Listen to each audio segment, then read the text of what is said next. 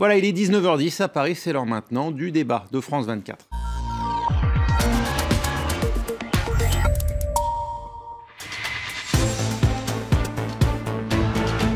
Bienvenue dans le débat de France 24. La Russie a donc enterré aujourd'hui son ambassadeur, Andreï Karlov, assassiné lundi en Turquie. Funérailles nationales pour marquer l'importance et la gravité de l'événement. Mais en coulisses, dans les chancelleries, on tente autant que possible de dédramatiser, car ce crime survient en plein réchauffement entre les deux pays, dont le rapprochement cette semaine encore a permis ce qui semblait jusque-là impossible, à savoir évacuer la zone rebelle d'Alep. La mort de l'ambassadeur peut-elle changer la donne ? On en parle avec Gaël Minassian, vous êtes journaliste au Monde, vous enseignez également à Sciences Po Paris. Également avec nous, Denis Zunal, vous êtes économiste au CEPI, c'est le Centre d'études de prospective et d'information internationale. Et puis avec nous en duplex de Genève, Hasni Abidi, directeur du CERNAM, c'est le Centre d'études et de recherche sur le monde arabe et méditerranéen. Je rappelle que vous êtes aussi l'auteur de Monde arabe entre transition et implosion. C'est aux éditions Éric Bonnier. Merci à tous d'être avec nous. Denis Zunal, le fait qu'un diplômé de l'Académie de police d'Ankara ait pu s'infiltrer de cette manière dans un bâtiment, un institut public théoriquement sous la sécurité de l'État pour assassiner une personnalité étrangère, ça met quoi qu'il arrive, le pouvoir turc sur la défensive. C'est vrai, c'est une première dans l'histoire turque et dans peu de pays au monde, un ambassadeur a été assassiné ainsi. Et c'est pour cela qu'on a même parlé on a pensé à la Première Guerre mondiale avec l'assassinat de Louis Ferdinand. Je pense qu'il n'y a pas beaucoup de similitudes entre les deux affaires. En revanche, il montre bien la fragilité des forces de sécurité turques. Et moi, j'ai vu dans les journaux turcs, je ne sais pas si c'est exact, mais cette personne avait aussi compté dans les forces de sécurité qui protégeaient Erdogan lui-même. Donc, même le président était en danger. Hasni Abidi, il y a maintenant une forme de responsabilité morale de la Turquie envers Moscou. Je dirais même que Erdogan va, comme d'habitude, va faire du bon usage de cette crise pour continuer un petit peu dans cette politique de concession sur le dossier syrien, mais sur d'autres dossiers très importants, parce qu'il sait aujourd'hui qu'il est acculé sur le plan interne avec des attentats qui l'ont vraiment fragilisé, mais aussi avec une relation très difficile, voire bloquée avec l'Union européenne, et sur un échec total dans la crise syrienne. Ce qui lui reste à sauver, bien sûr, c'est le nord de la Syrie. Et là, je crois que l'accord est complet avec Moscou. Donc, cette responsabilité morale va certainement l'aider à l'interne comme à l'externe à continuer ce rapprochement avec Moscou. Gaël Minassian, on distingue bien sur les caméras qui ont filmé la scène que le meurtrier crie un message de soutien à Alep. On imagine en direction donc de la rébellion ou des civils qui se trouvaient à ce moment-là à Alep-Est. Qu'est-ce qui a fait penser aux autorités turques qu'ils pouvaient être liés au réseau Gülen ? Le contexte, tout simplement. C'est-à-dire que depuis le coup d'État avorté, on sait très bien que la thèse officielle soutenue et défendue par le président Erdogan, c'est d'attribuer ce qui s'est passé le 14-15 juillet à cette confrérie dirigée par Gülen. Donc la moindre occasion est bonne, j'ai envie de dire, et c'est peut-être un peu caricatural de la part d'Ankara, mais la moindre occasion est bonne pour le régime pour attribuer donc tel fait, tel événement qui se passe de cette façon, l'attribuer à la confrérie et d'accuser les gulenistes d'être finalement l'ennemi de la Turquie et l'ennemi de l'ensemble de la paix dans la région, et forcément de voir Gülen et sa confrérie accusés de terrorisme, etc. etc. Donc c'est classique, il n'y a pas de...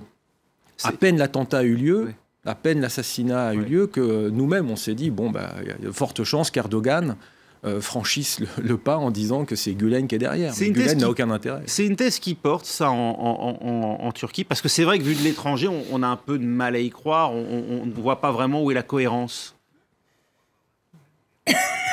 Excusez-moi si je pouvais avoir un verre d'eau. Oui, on va laisser Gaël Moi, je pense que faut pas oublier que Erdogan, aussi autoritaire qu'il puisse paraître, aussi caricatural même qu'il puisse paraître, il s'appuie sur une base sociale et il a été élu démocratiquement. Donc il y a une part des opinions publiques turques qui va forcément adhérer à cette thèse. Et jusqu'à preuve du contraire, cette part de la population est fidèle à Erdogan et va forcément prendre sur elle, et pour elle, la déclaration d'Erdogan en disant que, ben voilà, oui, il y a un complot, oui, c'est pas nouveau, etc. Donc là-dessus, c'est pas surprenant. Ce qui est surprenant, il faut dire qu'il est d'autant mieux placé pour connaître la réalité de l'infiltration guleniste dans le pays qu'il y a lui-même largement contribué dans ses premières années. Oui, forcément, je veux dire, ils étaient comme deux frères inséparables, Gülen et Erdogan. Et donc, l'un a aidé l'autre à prendre le pouvoir, à s'installer et à, entre guillemets, islamiser au départ, islamise, entre guillemets, la société turque et ses institutions, et finalement se radicaliser depuis quelques années en ce qui concerne le régime. Mais aujourd'hui, c'est devenu le monstre à abattre en Turquie, Gülen, et même à l'étranger. Mais est-ce que ça marche à l'étranger? Non, ça ne marche pas. Denise Ünal. Il faut dire, si on prend un peu... C'est vrai, tout ce que dit Gaïd, c'est vrai, mais aussi le profil, ne serait-ce que sa façon de saluer, sa façon d'être de l'assaillant, du meurtrier, ne ressemble pas vraiment aux islamistes classiques. Qui ont fait des attentats jusqu'à présent. C'est vraiment en Turquie. C'est une personne qui est très bien introduite quand même dans les forces spéciales turques. C'est pas un simple policier, oui. C'est vraiment les forces spéciales turques. Et quand il prononçait des mots en arabe, des phrases en arabe, c'était avec un accent qui n'avait rien à voir. Donc il y avait un profil qui incite à dire mais c'est peut-être pas un vrai islamiste. Oui. Mais pour autant, les Russes avance, je crois, une hypothèse de quelqu'un de El-Nosra. Du Front El-Nosra, oui. Du Front El-Nosra, oui. Devenu Fatah al-Sham, pardon, c'est-à-dire voilà. Encore une mouvance qui est présente aujourd'hui à Alep Est notamment. Dimitri de Koshko nous a rejoint. Bonjour, vous êtes journaliste à Russia Beyond the News. Je vous remercie d'être avec nous. Les gulenistes, ça vous satisfait, ça, comme explication du pouvoir turc aujourd'hui? En tout cas, ça ne semble pas suffire au Kremlin pour l'instant, qui attend plus d'indications de ces enquêteurs présents sur place. Oui, bien sûr, oui. Le guleniste, à la limite, je pense que c'est effectivement une des accusations les plus fréquentes avancées aujourd'hui par les autorités turques. Maintenant, ça résout effectivement pas le problème.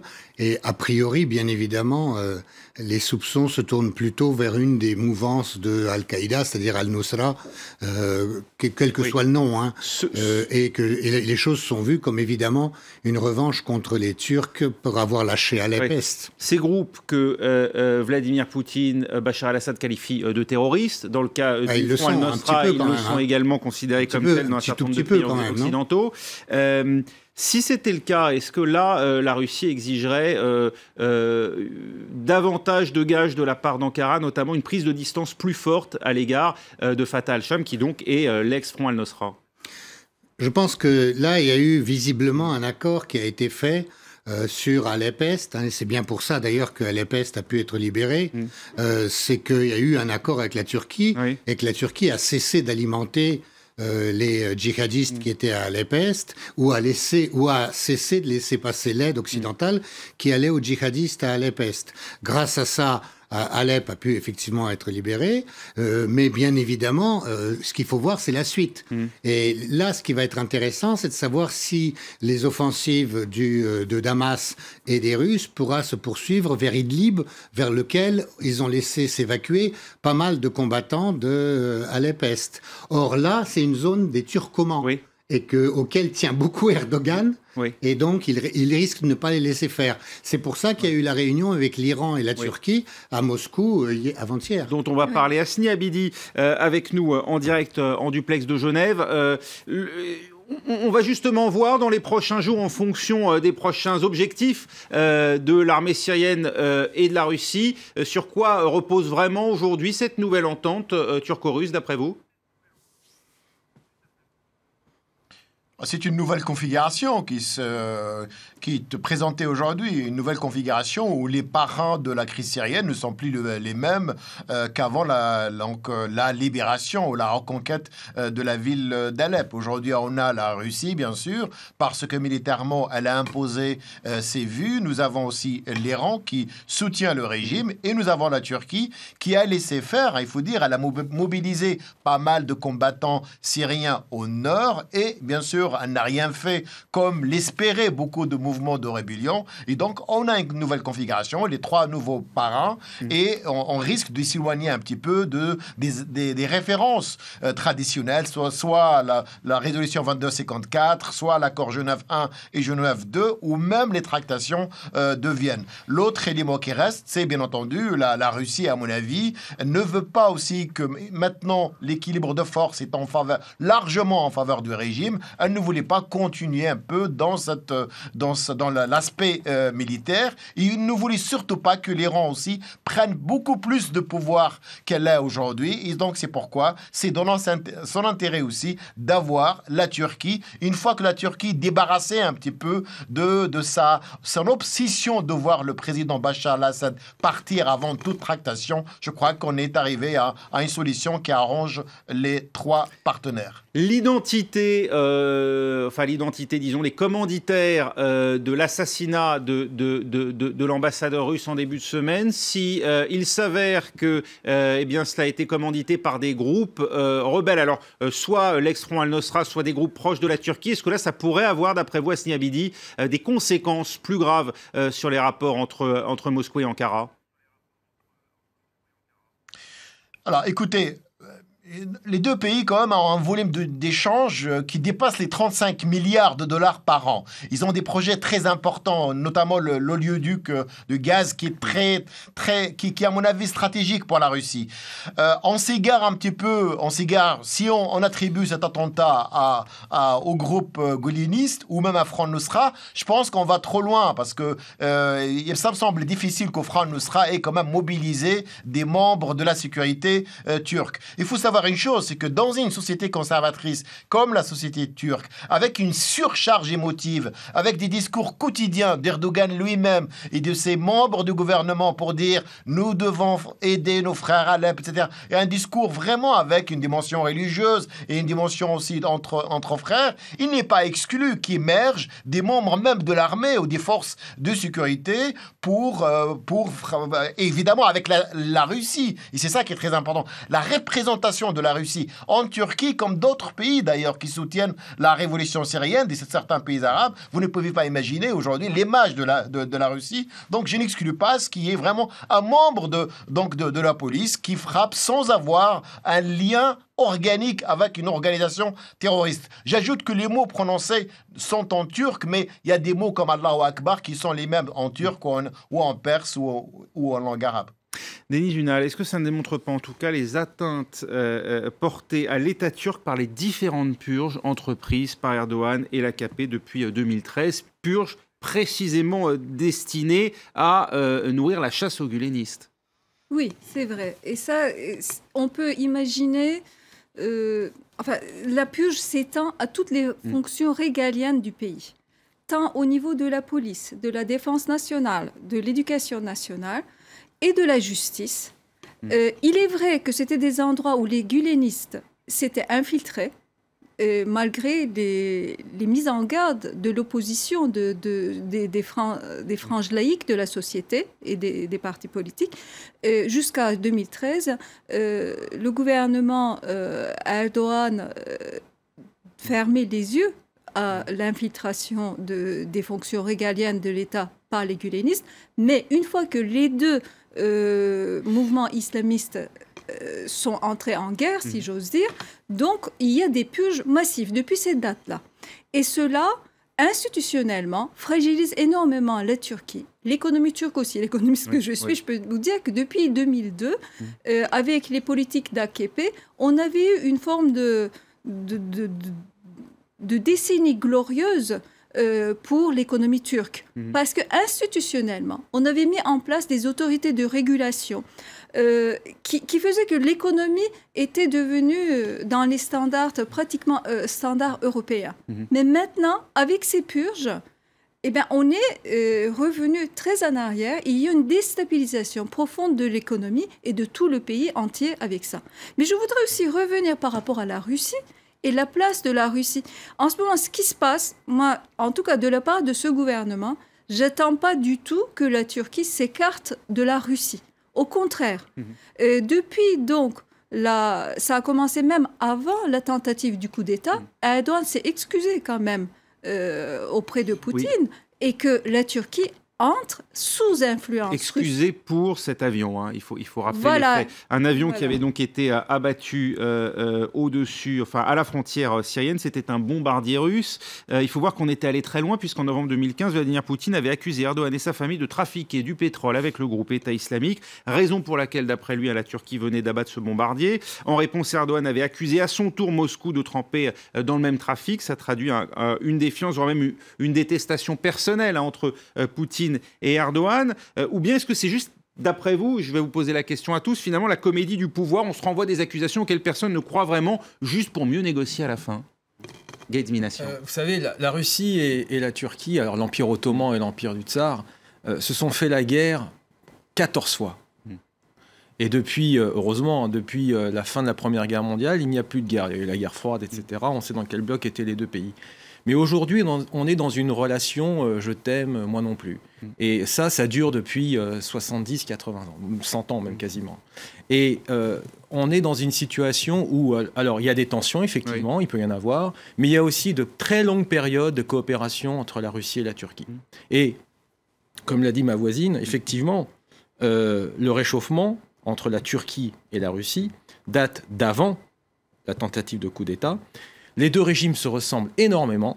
Les deux personnes au pouvoir se ressemblent énormément. C'est quasiment le même profil psychologique et autoritaire. Ils ont les mêmes, je dirais, ambitions souverainistes, on les appelle les émergents. Tant qu'il peut y avoir des tensions avec l'Occident, eh ben, ça se rapproche encore plus entre Turcs et Russes. Et d'ailleurs, c'est ce qui fait aussi le socle de leur rapprochement. Ils ont des économies assez complémentaires. Hein, les matières premières pour la Russie et puis pour la Turquie, un marché de services assez... Mais ils n'ont pas les mêmes alliés historiquement. Hein. Ben non, justement, ils ne sont pas dans les mêmes alliances. Mais aujourd'hui, la Turquie pose un problème pour l'OTAN, un problème de confiance. Et puis, la vraie question qui est posée à travers l'assassinat de l'ambassadeur Russie en Turquie, c'est finalement, pour un officiel étranger, est-ce que c'est sécurisant d'aller en Turquie ? Imaginez, Hérault était il n'y a pas longtemps en Turquie, il a rencontré son homologue et d'autres personnalités, il y avait un dispositif de sécurité, et n'importe qui peut être comme ça à la merci d'une situation aussi dramatique que celle qu'on a connue à Ankara il y a quelques jours. Donc, ce que je veux dire par là, c'est que Russes et Turcs sont en train de négocier depuis un certain temps d'ailleurs à propos de la Syrie. Je te laisse faire, je te laisse bombarder, c'est pas une libération, hein, j'insiste, je te laisse bombarder et écraser, je te laisse écraser la population, je te laisse écraser la population est d'Alep. Je vous laisse la paternité de vos propos, ça c'est clair. Je vous laisse la vôtre. Non, mais c'est le discours officiel russe et le discours officiel syrien. Il y a beaucoup de gens qui ont été massacrés depuis 5 ans. Non, mais je ne dis pas ça.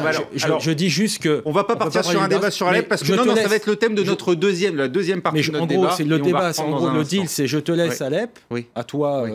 Russes et Syriens, mais tu me laisses rentrer en Syrie et m'occuper un petit peu des Kurdes au nord de la Syrie. Et ben on va en parler justement et vous aurez l'occasion de répondre, Dimitri de Kochko. Dans un instant, restez avec nous. Asni Abidi également avec nous en direct de Genève et Denis Zunal, tous ensemble. On se retrouve dans un instant pour la reprise de ce débat. Restez avec nous.